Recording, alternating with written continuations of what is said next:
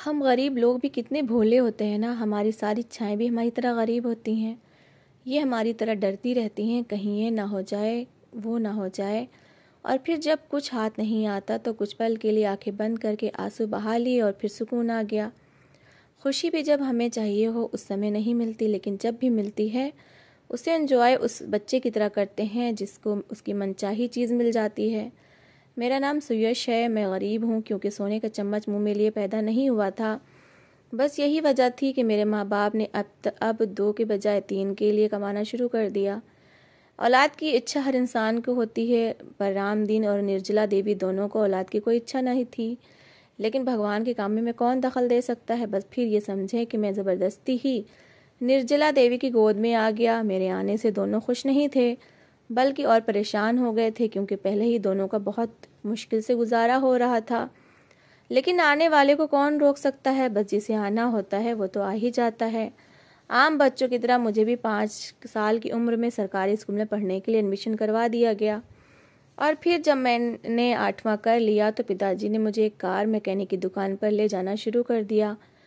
बहुत अच्छे नंबर से मैंने 8वां किया था और मेरा पैर इस दुकान में ऐसे शुभ साबित हुए कि 3 महीने के अंदर अंदर मेरी छोटी सी दुकान की जगह मेरे उस्ताद ने बड़ी सी वर्कशॉप बना ली और फिर उस्ताद ने दुकान को बेच दिया। अब तो हमारे पास एक दिन में इतना काम आ जाता था कि बंदे कम पड़ जाते थे, जिसकी वजह से उस्ताद ने उन 4 मैकेनिक और रख लिए।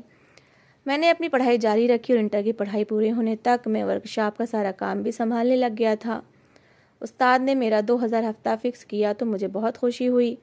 और फिर जिस दिन मैं 2000 घर लेकर शाम को आया तो मेरे माँ बाप इतने खुश हुए जैसे उनकी दिवाली हो गई हो। माँ ने मेरा माथा चूमा, फिर हमने पालक पनीर के साथ रोटी खाई और मार्केट जाने की तैयारी करने लगे। बाजार में खूब रौनक थी, हर तरफ रोशनियाँ थी। मैं तो हैरान हो गया था कि ये कैसी दुनिया है। जबकि निर्जला देवी के मुंह में तो उंगली आ गई। वो हर दुकान पर जाती और आँख फाड़ फाड़ कर हैरत से देखती, हाथ लगा कर महसूस करती। एक दुकान में जब मैं परफ्यूम लेने गया तो वहाँ रखे हुए नकली फूलों को देखकर वो इतनी खुश हुई थी जैसे उन्हें कोई कीमती चीज़ मिल गई हो। और फिर मेरे कान में कहने लगी, तुम भी ये फूल ले लो, हम अपने घर कमरे में रखेंगे। ये कोई पहली चीज़ थी जो उनके दिल को लगी थी। और फिर हम दुकान से बाहर आ गए। हमारा तो वापस आने को दिल ही नहीं चाह रहा था, लेकिन आखिरकार पिताजी ने हमें वापस घर चलने को कहा और फिर हमने वापसी पर 2 दर्जन केले लिए और टैक्सी पर बैठकर उसके चलने का इंतज़ार करने लग गए। परेशानी, दुख और तकलीफ का दूसरा नाम पैसा है। अगर कोई आज खुश है तो कल को वो भी परेशान ज़रूर होगा। मुझे शब्द किसी प्रहार पर लिखी कहानियों की तरह याद थे, क्योंकि मैं दुख और परेशानियों से तो गुजर रहा था, लेकिन मुझे अच्छे समय का बेसब्री से इंतज़ार था।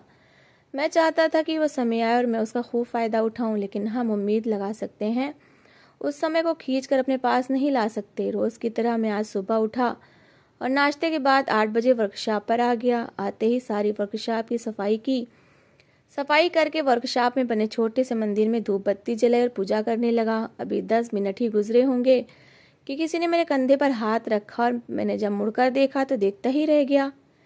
मैं उसे देखकर ऐसा मुस्कुराया कि जैसे मेरे सामने पता नहीं क्या चीज़ आ गई, और फिर मेरी तरफ देखकर वो भी मुस्कुराई।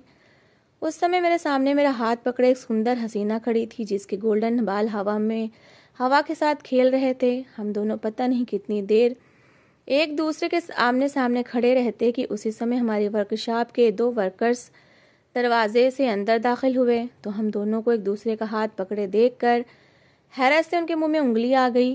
हैंडसम मैं भी बहुत था, मगर मसला मेरा एक ही था, वो था गरीबी। और वो लैंड क्रूज़र लेकर आई थी।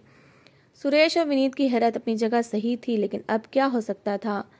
हम कुछ मिनटों में एक दूसरे के बहुत करीब आ चुके थे। सुरेश और विनीत को देखकर इस खूबसूरत अप्सरा ने अपने हाथों से मेरा हाथ छुड़ा लिया तो मुझे एक पल के लिए ऐसा महसूस हुआ जैसे मैं फूलों वाले बाग से एकदम तपते रेगिस्तान में आ गया हूँ। मैं तो इन कुछ मिनटों में बहुत कुछ आगे निकल गया था। उसने मेरा हाथ छोड़ा और करीब होकर कल जल्दी आने का वादा करके चली गई, जबकि मैं ऑफिस के दरवाजे के बाहर खड़ा काफ़ी देर तक उसकी गाड़ी को देखता जा रहा था।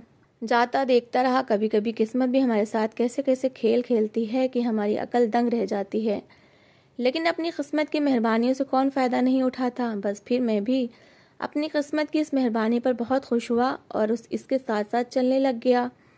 मेरा आज का दिन बहुत ही खुशी भरा था। मैं बार बार उस सुंदर अप्सरा को सोचकर मुस्कुराता रहा और अपनी किस्मत पर गर्व महसूस करता रहा। रात 9 बजे काम से छुट्टी हो गई तो मैंने नहा कर घर जाने की तैयारी की और जब बाहर निकला, घर दरवाजे के सामने वही सुबह वाली काले रंग की लैंड क्रूज़र मेरा ही इंतज़ार कर रही थी, जिसमें वही खूबसूरत बालों वाली हसीना बैठी थी। मुझे दरवाजे से निकलता देख उसने अंदर से ही दरवाज़ा खोला और मैं उसकी शानदार गाड़ी में बैठ गया। गाड़ी में बैठते ही मुझे महसूस हुआ कि जैसे इसका मालिक मैं खुद ही हूँ। मेरे बैठते उसने गाड़ी आगे बढ़ाई। नाम क्या है आपका अप्सरा जी? मैंने उसको सुंदर चेहरे को देखते हुए पूछा तो वो बोली, क्या रखा है इस नाम के चक्कर में साहब? कुछ बोल अपनी इस ज़बान से तो जो कमाल करे। मैं उसके शेर पर वाह वाह करके उसे दाद दी तो फिर बोली, मेरा नाम सुनंदा है। वैसे मुझे प्यार से नंदा कहते हैं, लेकिन आपके मुंह से मुझे अप्सरा बहुत पसंद आया तो आप मुझे अप्सरा कह सकते हैं। अप्सरा ने मुस्कुराते हुए कहा और साथ ही गाड़ी की स्पीड तेज़ कर दी। काफ़ी देर हम दोनों चुप रहे, लेकिन हम दोनों एक दूसरे को गहरी नज़रों से देखते रहे थे। आखिरकार मैंने उसे पुकारा तो उसने मुस्कुराते हुए मेरी तरफ देखते हुए ऐसे अंदाज में जी कहा कि दिल चाहा कि कुर्बान हो जाऊं। लेकिन फिर उसने एक महंगे होटल के सामने गाड़ी को ब्रेक लगाई तो मैं हैरान रह गया। मैं तो इस होटल के सामने से भी नहीं गुजर सकता था और अब इस होटल के अंदर खाना खाना मेरे सीने में मेरा दिल खुशी से नाच रहा था। और फिर गाड़ी से उतरकर अप्सरा ने मेरा हाथ पकड़ा और होटल में ले गई। कुछ देर गुजरने के बाद हम एक कमरे में आ गए जहां एक तरफ एक बड़ा सा शीशा लगा हुआ था, एक तरफ नए डिज़ाइन के सोफ़े रखे हुए थे। मैंने इससे पहले इतना खूबसूरत कमरा नहीं देखा था। मैं 5 मिनट तक तो कमरे के मेन दरवाजे में खड़ा रहा और फिर अप्सरा ने मुझे हाथ से पकड़कर बेड पर बैठने को कहा और फिर फ़ोन पर खाने का ऑर्डर दिया तो 10 मिनट में खाना आ गया। मैंने ऐसा खाना पहले कभी नहीं खाया था, इसलिए खूब पेट भरकर खाना खाया और फिर अप्सरा ने 2 कप कॉफ़ी का ऑर्डर दिया तो खाने के बाद हम दोनों देर तक कॉफ़ी पीते रहे। वैसे मुझे एक बात की परेशानी बहुत हुई कि अगर अप्सरा को मुझसे प्यार है तो कैसे है? इसने तो मेरा नाम तक नहीं पूछा और हम दोनों एक ही दिन में बहुत आगे निकल आए जहां से वापस लौटना असंभव था। मैं रोज़ के हिसाब से आज घर लेट पहुंचा तो माँ पिताजी सामने खाना रखे मेरा इंतज़ार कर रहे थे। मैं तो पेट भरकर अप्सरा के साथ खाना खा आया था, जिसकी वजह से मुझे दाल रोटी कहाँ अच्छी लगनी थी। बस फिर क्या, मैंने शाम की चाय भी नहीं पी। माँ पिताजी ने तबीयत का पूछा तो मैंने सर दर्द का बहाना किया, आंखें बंद करके लेट गया। मुझे नींद कहाँ आनी थी, मैं तो नींद वाली दुनिया से बहुत आगे निकल आया था। बस यही वजह थी कि मेरी सारी रात अप्सरा की यादों और ख्यालों में गुजर गई। सुबह सुबह मेरी आँख लगी, लेकिन उसी समय पिताजी ने मुझे नहाकर पूजा के लिए जगा दिया और फिर हम दोनों पास के मंदिर में पूजा करने चले गए। वहाँ भी हर समय प्रार्थना में मैं बस उसी अप्सरा को मांगता रहा। अभी तो सिर्फ एक ही दिन गुजरा था और मेरी हालत ये थी कि मैं उस अप्सरा को अपने दिमाग से निकाल ही नहीं पा रहा था। चलते फिरते हर समय बस उसी के बारे में सोचता रहा। उसके खूबसूरत नरम नरम हाथ, वो तो ऐसी थी कि दिल कुर्बान होने को चाहे। मैंने नाश्ता किया और वर्कशॉप के लिए निकल गया। ठीक आधे घंटे बाद मैं वर्कशॉप के दरवाजे के सामने ताला खोल रहा था। अभी मैंने पूरी तरह दरवाज़ा भी नहीं खोला था कि एक सफ़ेद रंग की लैंड क्रूज़र आकर रुकी और गाड़ी के दरवाजे का शीशा नीचे हुआ तो अप्सरा ने हाथ के इशारे से मुझे अपने पास बुलाया। मैंने दोबारा दरवाजे को ताला लगाया और गाड़ी में बैठ गया। सुबह के समय हर तरफ बहुत शांति थी और इस खामोशी को हम दोनों ने एंजॉय करना चाहा। तो फिर हम एक होटल से नाश्ता पैक करवाकर हम दोनों एक पार्क में चले गए। पार्क में उस टाइम काफ़ी लोग थे, लेकिन हम दोनों एक कोने में गुलाब और बेले के फूलों के पास बैठकर नाश्ता करने लग गए। नाश्ता करने के बाद हम काफ़ी देर तक बातें करते रहे तो बातों में अप्सरा ने मुझसे वादा किया कि मुझे उसका एक काम करना है और इस काम के वो मुझे 5 लाख रुपए देगी। 5 लाख का सुनकर मेरे दिल में जो अप्सरा की मोहब्बत का दिया जल रहा था वो एकदम टूटकर बिखर गया और इसकी जगह अब लालच ने ले ली। मैंने बहुत ज़िद की, मुझे बताइए क्या काम है, लेकिन अप्सरा भी अपनी ज़िद पर डटी रही। और फिर बाद में जब वर्कशॉप आया तो मुझे मुस्कुराता हुआ देखकर सब हैरान हुए। मेरा दिल नहीं चाह रहा था वर्कशॉप आने को, लेकिन कल जिस गाड़ी का काम शुरू किया था वो आज देनी थी। मैं तो 5 लाख का सोचकर खुश था। आखिरकार मैंने 2 घंटे लगाकर गाड़ी ठीक की तो उसी समय उसका मालिक आ गया। मैंने गाड़ी उसके हवाले की और उस्ताद से सर दर्द का कहकर छुट्टी लेकर घर आ गया।